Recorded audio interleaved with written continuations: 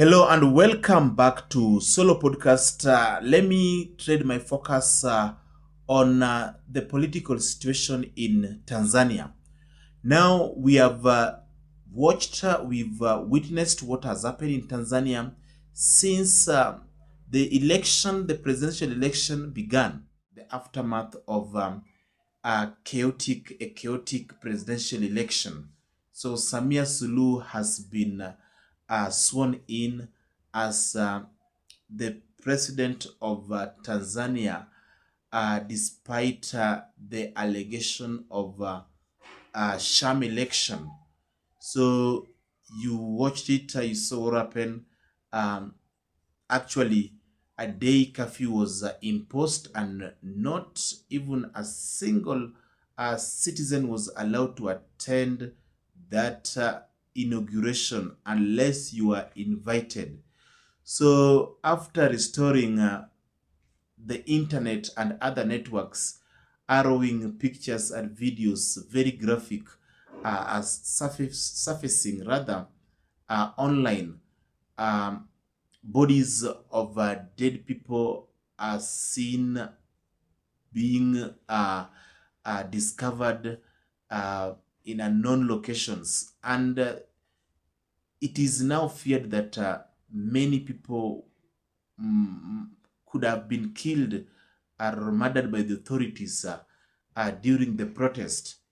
The United Nations has put the number, the official death toll to be 10, while Chadema, the opposition party, actually put the number to be over 700 bodies dead. And you see, until now, these figures have not yet been confirmed because there has been no internet connection. I mean, there has been no networks. The internet connection was cut. And I know in a few days from today, a lot is going to be unearthed. And this has also spread a lot of fear among many Tanzanians and Kenyans whose family members are believed to have died as a result of the protest. And there are also reports that the Tanzanian authorities are hunting down foreigners. Foreigners are being targeted in all these political chaos. And there are a few Kenyans that have been reported dead. It is a clear show that African leaders are now going to dictate the way they want to rule. They want to rule countries the way they want. So this is in relation to Tanzania. Imagine internet was cut off, the media was gagged, networks were interfered with. Then the winner, who is the one who was competing against herself, is none other than Samia Suluhu, who was competing against herself. Imagine somebody getting more votes than those who turned out to vote. That was a sham. That was not an election. And African leaders are there cheering, congratulating her. For what? People have died. Foreigners in Tanzania are now being targeted. I'm telling you, Tanzania is now on its knees. Democracy is now a thing of the past in Tanzania. And that is exactly what is going to happen in Uganda come 2027 January.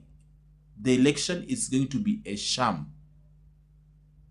Not even leaving Kenya alone aside, Kenya is also going to follow the same, because that has always been the song even before. Africa, what is happening? Africans are killing their own. what is happening in Africa is quite absurd, that instead of leading the people, you now go against their will, then you gag them and kill them. In Tanzania now, those dissenters are being hunted down by the authorities. People have been shot dead just because they were protesting for their rights. Streets were full of blood. All these things were done in the darkness because the internet, the networks were all interfered with. It was the State Broadcasting Corporation, Tanzania, that was hearing the government programs. So it's good that the internet and other networks have been restored, and a lot of things are now being unearthed. A lot really happened. There was a massacre in Tanzania. And if you don't believe this, wait. You know, the photos were taken, pictures, videos were taken, and they have already started streaming in. Graphic videos, graphic photos are now surfacing online, showing what actually happened when the government of Tanzania decided to switch off everything. They wanted to hide their barbaric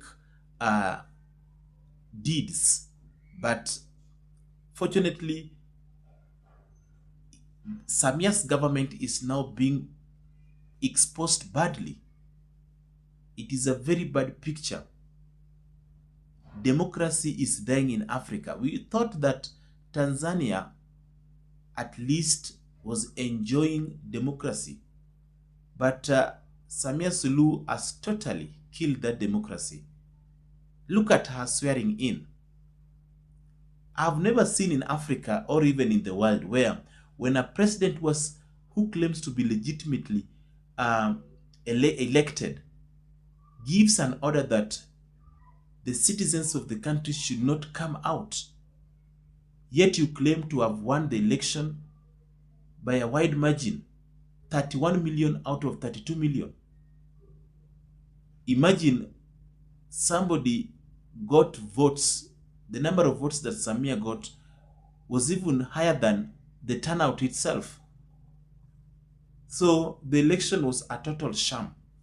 Human rights violation was witnessed, and even now the United Nations have recorded deaths, about 10, but that was before other sources, before the internet connection was restored.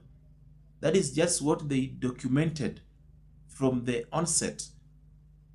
But now it is feared that the number could go beyond that, and Chadema, the opposition, has put it clear that the number they have documented is around 700 plus.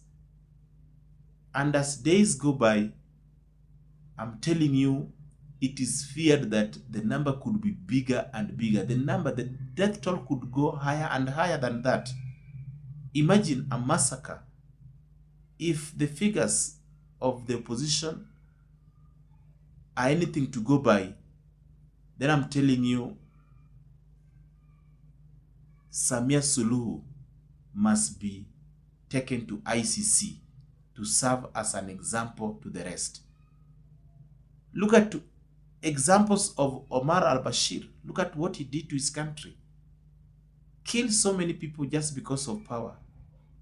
But now as we speak, the people's power put him behind bars, and Omar al-Bashir is rotting in prison, in jail, while the country is in turmoil. This could be a testing ground, but if Samia is not careful, she could end up not ruling Tanzania as she's trying to do. Africa, there's a problem. There is no need to go for elections if people don't want to leave power. People don't want to listen to the people's power. If the citizens don't want you, just stay aside. Just go and have a rest. Or try another day.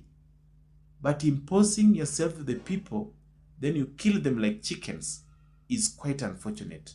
Africa is presenting a very bad picture to the world as far as leadership is concerned. Let's stop dictatorship. Let the people's power be given respect.